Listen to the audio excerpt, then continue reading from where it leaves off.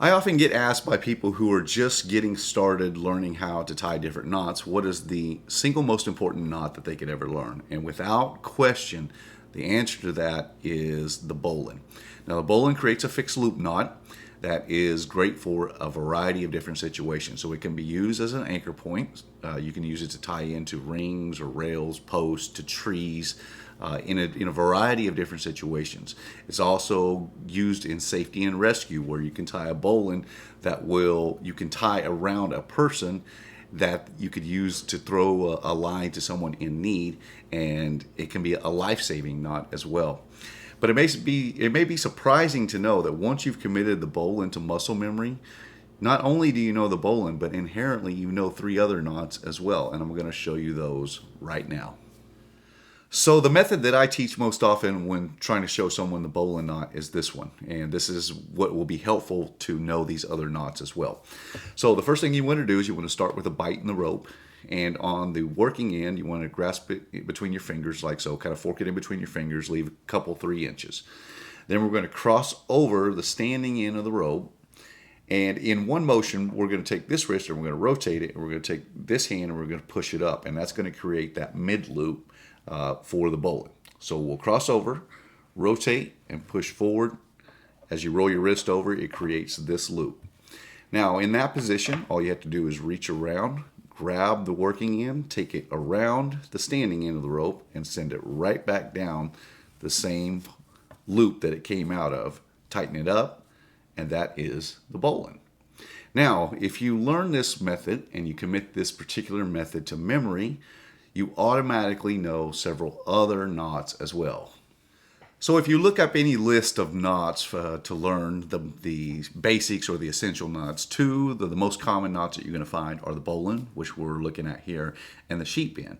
But it may be surprising to you to know that if you know how to do the bowline in the method that I just showed you, you automatically know how to do the sheep bend. So we're going to do that same motion, only we're going to do that with two separate lines. So we'll cross over this rope. In one motion, we'll rotate our wrist, and then we'll reach around, grab the working end, take it around the standing end, and right back through the same loop. And when we pull them together, that is the sheep bend. This is a great knot for quickly attaching two ropes together. Now, if you know the sheep bend, you can take it one step further, and you can tie what's known as the twin bowline with the same method. Now, to tie the twin bowline, what we're going to do is we're going to start out first by creating the sheep bend, just like we did before. Rotate it, bring the working end around, send it back down through the loop, and tie it off. Now we'll take our working end from the other side, and we'll do exactly the same thing on the other side. So let me pull this up a little bit. You'll grab it, rotate, go around the standing end, back down the loop, tighten it off, and now you've created the twin bowline. That's just back-to-back sheep bends is all it is, and this is another bend knot.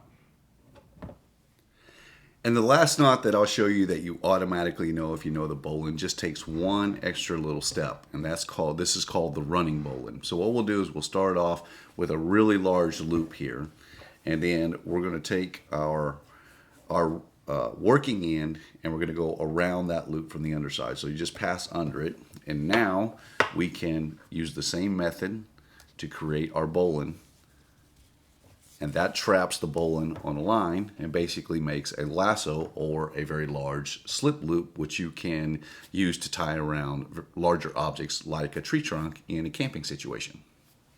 So we've learned how to tie the bowline, but why is it so incredibly useful? Why do people rave on this particular knot as being the king of knots?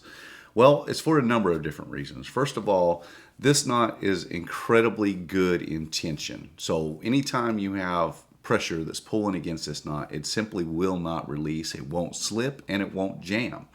So that means if you go in and you decide that you need to haul something, you're setting this on an ATV or a four-wheeler or even to the back of your vehicle to pull something, and you're putting a lot of pressure on this. Even though you put an immense amount of pressure on it. The bowline can actually be taken apart very easily, and it's because of the structure of the bowline itself. So there's three main things that define a bowline. First of all, it has to form a fixed loop knot. It creates a nipping loop. That's our small loop here. And what that does is it puts pressure against the working end of the rope. So the working end comes out here, goes and trails back. So it captures that working end in two different positions, thereby holding it tight. So the tighter you pull, the tighter the nipping loop grabs, and the more firm the knot becomes. Now the next component to the bowline is the fact that it has this collar on the back. That collar is extremely important because even after you load this up with really substantial load, this creates a back that will help you to get this knot undone. And that's one of the hallmarks of a really good knot, is the ability to untie it after it's served its purpose. So with that back, all you have to do is just grab onto the loop here, push that back backwards to break the back is what they call it, and this knot will come out incredibly easily. Now there are a number of other knots, a number of other bowlines that you can, once you've committed this to memory on how to tie the bowline, that will become pretty much second nature to you. And if you practice this enough, you can do this particular knot blindfolded. Now this video wouldn't be complete without showing you a couple of other methods that you can use to tie the bowline as well.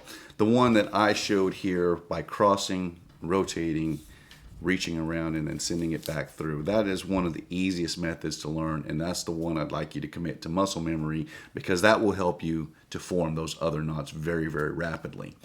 There are a couple of other ways to do it though. The first is we'll start with an overhand loop. We'll do that about 18 inches down the rope. You can go further, it just depends on how big you want your final loop.